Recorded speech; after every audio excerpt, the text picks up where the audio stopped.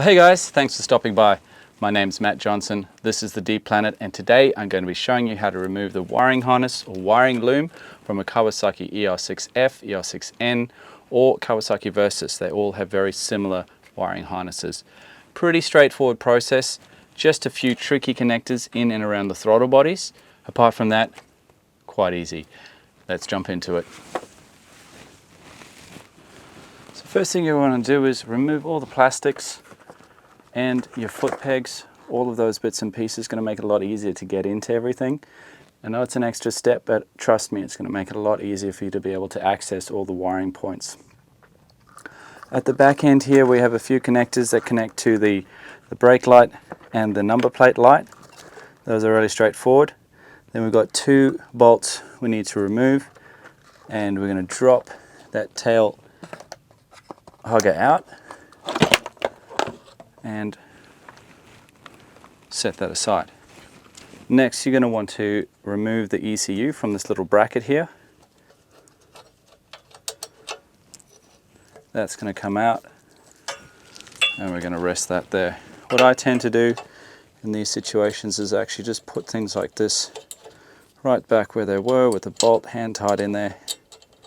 That way you don't have to try and figure out which way around it went, where the bolts are, when you come back to it maybe a few days later.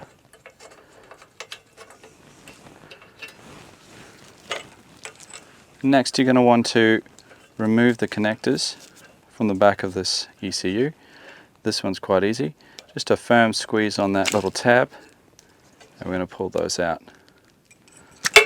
Set your ECU aside. Now along here you may have some cable ties, or you may have some little holders in place. We're going to pop those off and loosen all of those.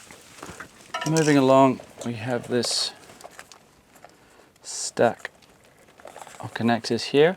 Now don't worry too much about getting them mixed up, because they are all slightly different sizes. Now what I would highly recommend is that you tag each and every single one of these, whether you use a numbering system or you label them up. I'll post a video later on with a full labeled wiring harness for your information. Disconnect the regulator. We're going to slide the fuse box out of its little battery box case there, and we're going to start pulling that wiring harness through here. Next, we're going to unclip all of the connectors that connect to the throttle body, the stator, and a couple more sensors down there. Those are all quite self-explanatory.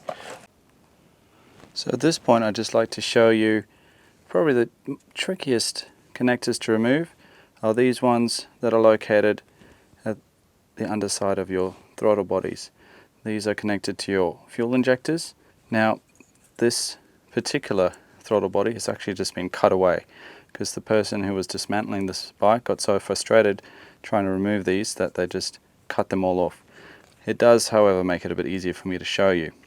But what you have here, and it's actually sitting like this, you're going to have to reach down and you're going to need to squeeze quite firmly onto that little release there. And then you're going to need to get your other hand to be able to push it straight off. And it really is just a matter of pushing and releasing it. So if you look there, there's a little tab. You're just going to make sure that when you're pushing on here, you're lifting up that tab enough to be able to remove that connector. Rest of them in and around this area, pretty easy. Sometimes you'll have to lift up, but usually you're just pressing down on a little tab so you can remove those connectors.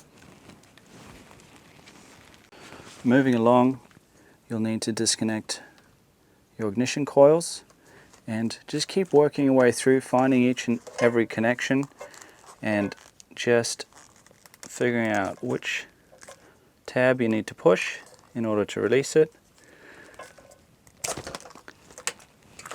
You've got your ignition, you've got your clean air system, and you will notice It's usually quite clear.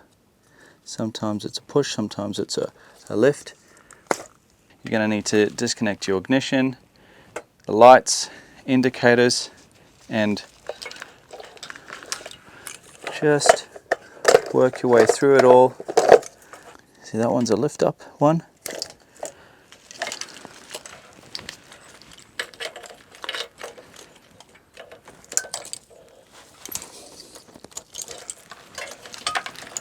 And I know I've made that look a lot easier because I've done a lot of the work already, but essentially that's your wiring harness removed. Alright guys, hope you found that informative. Thanks for watching. If you haven't subscribed already, please do hit that notification bell, and I will see you in the next video. Peace.